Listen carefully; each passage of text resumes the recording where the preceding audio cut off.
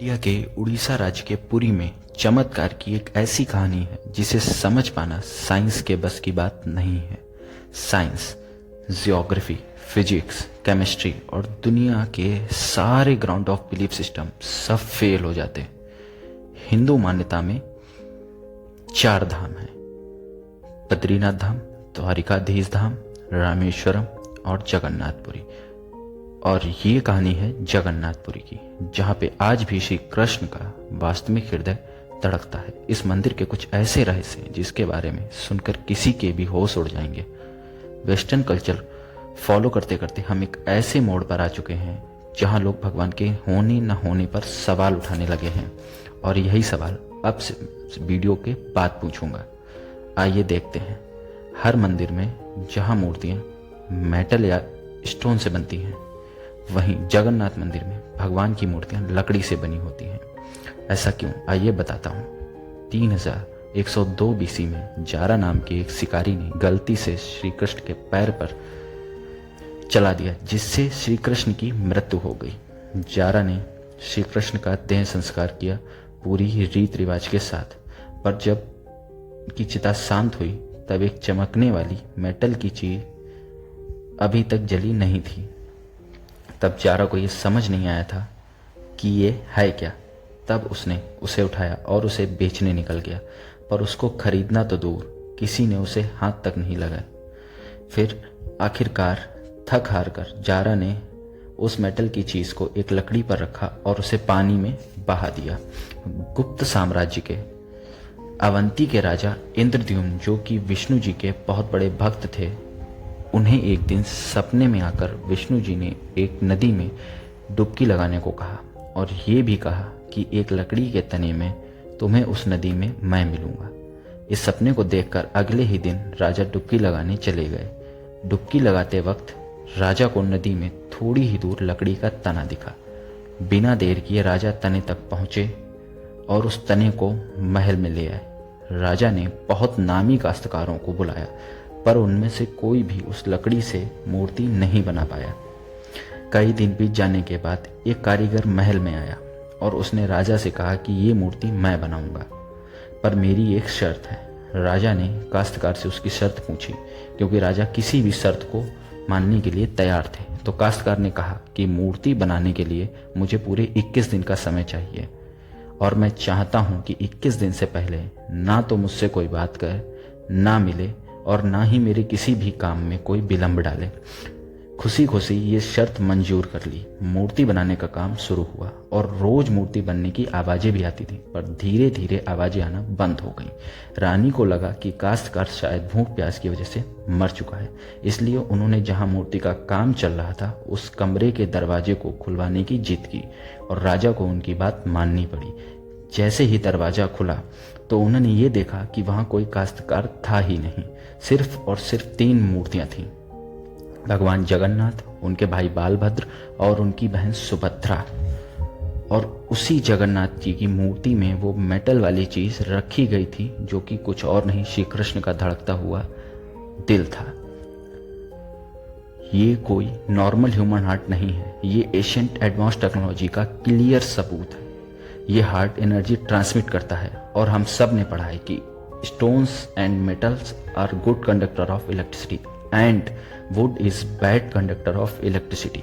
इसलिए जगन्नाथ में मूर्तियां लकड़ी की बनाई जाती हैं। और सिर्फ यही नहीं, हर 12 साल में एक बार भगवान की नई मूर्ति स्थापित की जाती है, और भगवान के दिल को उस नई मूर्ति में शिफ्ट किया जाता है। ये किया इसलिए जाता है क्योंकि energy transmit device, if we talk scientifically, उस मूर्ति में होता है। वो इतनी एनर्जी ट्रांसमिट करता है that the wood gets depleted with time, और इसीलिए उसे बदलने की जरूरत होती है। और इसे बदलने का प्रोसेस भी इसी की तरह बहुत इंटरेस्टिंग है। हर 12 साल में एक दिन ऐसा होता है जिस दिन मंदिर में किसी को एंट्री नहीं मिलती। पूरी शहर की बिजली काट दी जाती है। मंदिर के मैन पंडित की आंखों पर पट्टी और हाथों में बड़े और मोटे ग्लव्स पहनाए जाते हैं, और 100% अंधेरे में इस दिल को निकालकर नई मूर्ति में फिर से स्थापित किया जाता है। जिन पंडितों ने इतिहास में ये सेरेमनी करी है, उनका कहना है कि उन्होंने देखा तो कभी नहीं, पर इस चीज को, जिसे हम ब्रह्म पदार्थ भी बोलते हैं, इसे हाथों से पकड़े पर ऐसा लगता है जैसे जिंदा खरगोश पकड़ लिया हो। माना यह भी जाता है कि अगर किसी ने ब्रह्म पदार्थ को देख लिया तो उसकी मौत उसी समय निश्चित है।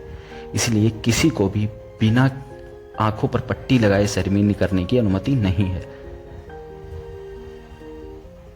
इस मंदिर के ऊपर एक झंडा है जो साइंटिफिक लॉ के विपरीत चलता है। साइंस कहता है कि जिस डायरेक्शन में हवा चलती है पतंग भी उसी डायरेक्शन में उड़ती है और झंडा भी उसी डायरेक्शन में उड़ना चाहिए। पर जगन्नाथ मंदिर के इस झंडे की बात बिल्कुल अलग है। यह हमेशा हवा के विपरीत डायरेक्शन में उड़ता है। क्यों और कैसे आज तक कोई समझ नहीं पाया। इस झंडे के साथ एक और खास बात है कि इसे रोज बदलना पड़ता है। इसलिए मंदिर के पांडु 214 फीट ऊपर लगे झंडे को रोज चढ़कर बदलते हैं, क्योंकि कहा जाता है कि अगर किसी दिन ये झंडा नहीं बदला गया तो मंदिर 18 सालों के लिए बंद हो जाएगा। मंदिर के आए भक्तों के बीच रोज प्रसाद बांटा जाता है। उनके लिए वो प्रसाद बनाया जाता है और जगन्नाथ मंदिर में होने वाली हर चीज में कहीं ना कहीं भगवान की कोई लीला छुपी है। मंदिर में रोज 500 लोगों के लिए प्रसाद बनता है और कभी कभी भक्तों की संख्या हजारों में भी चली जाती है। पर जगन्नाथ मंदिर में भक्तों के लिए प्रसाद कभी कम नहीं पड़ा। दिन भर मंदिर में प्रसाद बांटा जाता है। कहते हैं आज तक इस मंदिर में एक भी दाना प्रसाद न कम पड़ा है और ना ही व्यर्थ गया है। और ऐसा एस्टिमेशन करना इंसानों के बहुत मुश्किल है। और ये बात यहीं खत्म नहीं होती। प्रसाद बंटने की मिस्ट्री तो है ही, उससे बड़ी प्रसाद बनाने की मिस्ट्री है। लकड़ी की आग पे 7 मिट्टी के बर्तनों को एक के ऊपर एक रखकर प्रसाद बनाया जाता है। साइंस और लॉजिक्स कहते हैं कि सबसे पहले सबसे नीचे वाले बर्तन का प्रसाद पकना चाहिए।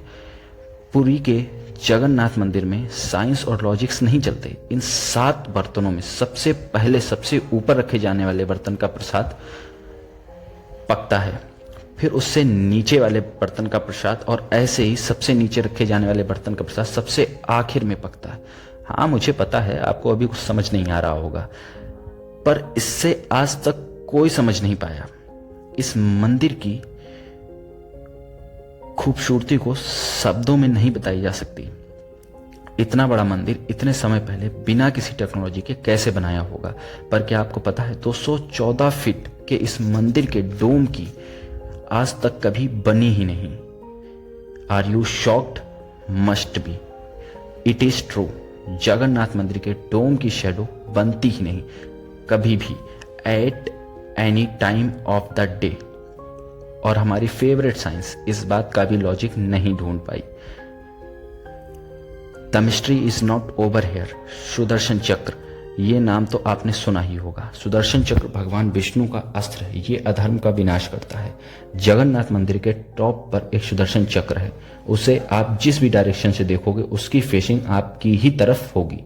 भगवान जगन्नाथ, जिनके नाम का मतलब ही है जगत के नाथ, इनके मंदिर में लाखों श्रद्धालु अपना प्यार और आस्था लेकर आते हैं। पर इस मंदिर में सिर्फ हिंदुओं का दर्शन करने की अनुमति है। किसी भी और धर्म के इंसान को दर्शन बाहर से ही कराए जाते हैं और दर्शन कराकर भेज दिया जाता है। जैसे कि हमारी ex prime minister Indira Gandhi ji, वो भी जगन्नाथ जी के दर्शन करने पुरी गई थी। पर क्योंकि वो हिंदू नहीं है, वो फारसी हैं और उन्हें उनका सरनेम फिरोज गांधी से मिला है, इसलिए इंदिरा गांधी जी को भी दर्शन करने की अनुमति नहीं दी गई। सिर्फ यही नहीं, थाईलैंड की प्रिंसेस महाचाकरी सिरिंधोरनोना को भी जगन्नाथपुरी टेम्पल में एंट्री नहीं दी गई थी, क्योंकि यहाँ फॉरेनर्स अलाउड नहीं है। उनके लिए अरेंजमेंट्स की गई थी और दर्शन बाहर से ही करवाए गए। 12वीं सदी से बने हुए इस मंदिर को स्विट्जरलैंड की एक महिला ने 1,78,00,000 रुपए का चढ़ावा भी चढ़ाया। ये मंदिर में चढ़ाया गया अभी तक का सबसे बड़ा चढ़ावा है। पर फिर भी क्योंकि वो हिंदू नहीं है, दर्शन उन्होंने भी बाहर से ही करे। हमारे ही धर्म की इतनी सारी बातें हैं जिसके बारे में हमें कुछ पता ही नहीं। हम आंखें बंद किए किसी भी कल्चर को, किसी भी ट्रेंड को फॉलो करते जा रहे हैं। हम भूल गए हैं कि हम एक ऐसे धर्म से जुड़े हैं जिसने दुनिया में संस्कृत, सभ्यता, परंपरा और संस्कार को हमेशा जिंदा रखा है। ये सनातन धर्म है और अब हमें इसे बचाना है।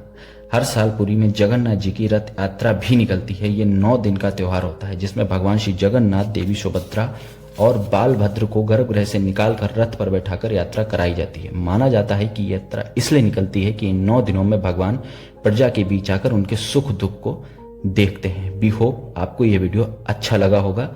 अब मैं आपसे पूछता हूँ कि क्या भगवान सच में होते हैं? आपको क्या लगता है?